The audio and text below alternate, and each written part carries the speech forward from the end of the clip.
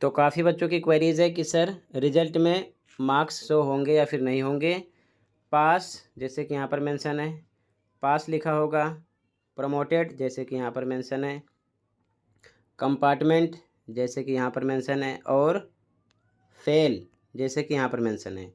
इसका मतलब क्या है, री एग्ज़ाम किनका होगा, किस डेट को आएगा और कैसे चेक करेंगे, पूरी जानकारी इसी वीडियो में डिस्कस करेंगे। पूरी बात को ध्यान से समझना।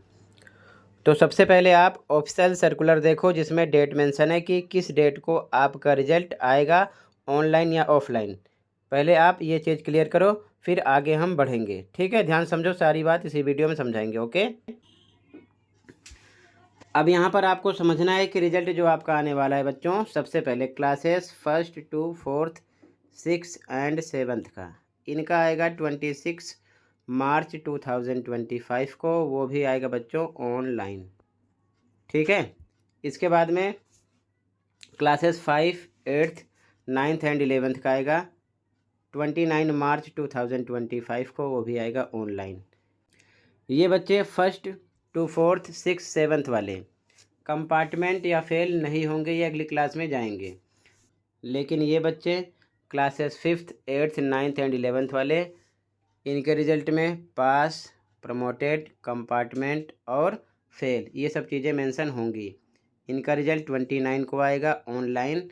आप इसी प्रोसेस से चेक करोगे, ध्यान समझना। ठीक है, तो चेक करने के लिए सबसे पहले आपको गूगल ओपन करके या फिर क्रोम ओपन करके DOE टाइप करना है इस प्रकार से, और टाइप करके सर्च करना है। जैसे सर्च करोगे इस प्रकार से इंटरफेस आएगा, ऊपर स्लाइड करना।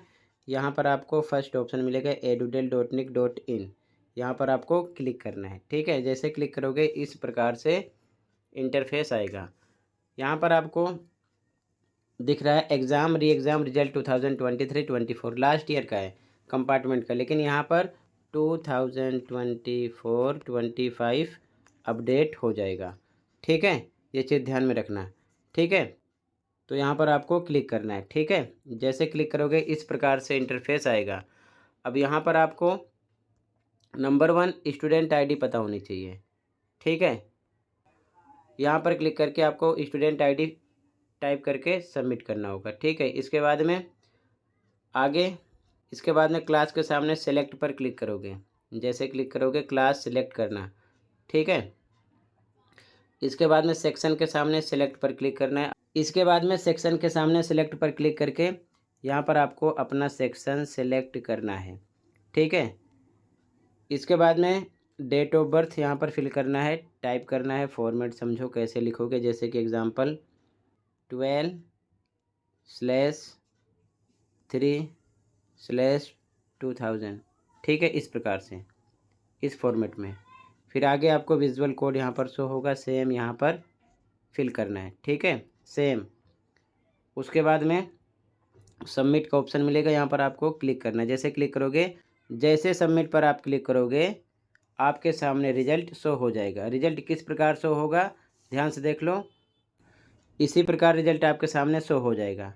उसमें थ्योरी, प्रैक्टिकल, टोटल सभी मार्क्स मेंशन किए होंगे, आप आसानी से समझ लेना। ठीक है, अब इसके बाद में अगला स्टेप है कि जिसके रिजल्ट में पास लिखा होगा, इसका मतलब वो बच्चा अपनी मेहनत से पास है, उसको किसी प्रकार की टेंशन नहीं लेना है, अगली क्लास में वो पढ़ेगा। इसके बाद में जिसके रिजल्ट में यहाँ पर प्रमोटेड लिखा होगा, ठीक है, तो प्रमोटेड का मतलब भी वो अगली क्लास में भेज दिया गया है, अगली क्लास में ही पढ़ेगा। 9th में है तो 10th में पढ़ेगा, ध्यान रखना।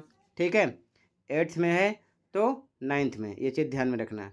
इसके बाद में जिसके रिजल्ट में इस प्रकार से शो होगा, कंपार्टमेंट लिखा होगा, साथ में यहाँ सब्जेक्ट मेंशन होगा कि किस सब्जेक्ट में वो कंपार्टमेंट है, तो उसका री एग्ज़ाम होगा, दोबारा एग्ज़ाम देगा, फिर से रिजल्ट आएगा।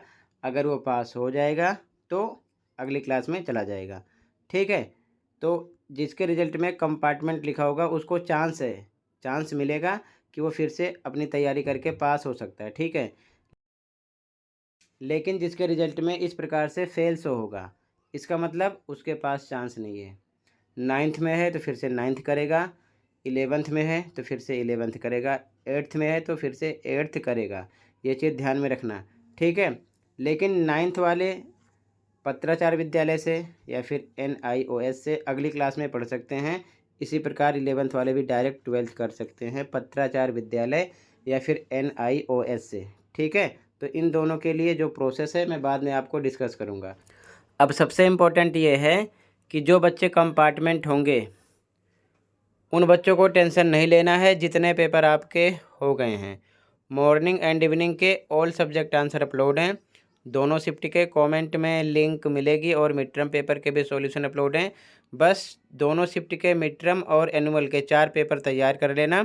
पेपर आपका उसी में से डिजाइन किया जाता है कंपार्टमेंट वाला। आप कंपार्टमेंट में भी पास हो जाओगे तो कमेंट को चेक कर लेना।